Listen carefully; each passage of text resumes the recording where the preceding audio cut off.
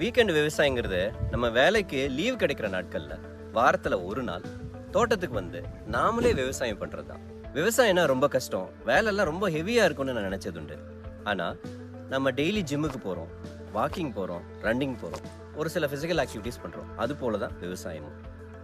ஆரம்பத்துல கஷ்டமா இருக்கும், ஆனா சித்திரமும் கைப்பழக்கம்னு சொல்லுவாங்க. அது போல பழக பழக ரொம்பவே ஈஸி ஆயிடும். வாரத்துல ஒரு நாள் வந்தா போதுங்க, நம்மளோட ஆரோக்கியம் சூப்பரா இம்ப்ரூவ் ஆகுது. விவசாயம்னா என்னன்னே எனக்கு தெரியாது, நான் எப்படி விவசாயம் பண்றதுன்னு நினைக்கிறீங்களா? வீட்டுல பூச்செடி வைக்கிறோம், அது ஒரு விவசாயம் தான். அது போலதான் காய்கறி விவசாயம். நம்மள பாதி பேரு விவசாயம் பண்ணோம்னா பெரிய நிலம் வேணும்னு நினைக்கிறோம். ஆனா நம்ம வசதிக்கு ஏற்ப வாடகை வீடு எடுத்து எப்படி நம்ம தங்குறோமோ அது போல விவசாயம் பண்றதுக்கும் நம்ம வாடகைக்கு நிலம் எடுத்துக்க முடியும். வாடகை ரொம்ப ஹெவியா இருக்கும்னு நினைக்காதீங்க. ஸ்கொயர் ஃபீட் ₹1 தான்.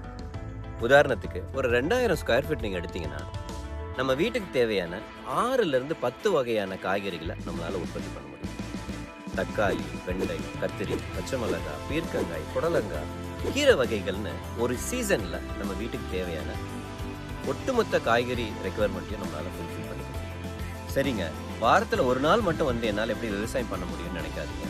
ஒரு ஈல்டு வர்றதுக்கு 45ல இருந்து 90 நாள் ஆகும். நீங்க வாரத்துல ஒரு நாள் வந்தா மட்டும் போதும், மற்ற நாட்கள்ல நாங்களே பார்க்கலாம். உங்களுடைய ஆபீஸ் வேலை கிடாம, வீட்டு வேலை கிடாம, வீட்டுல இருந்தே உங்களால விவசாயம் பண்ண முடியும்.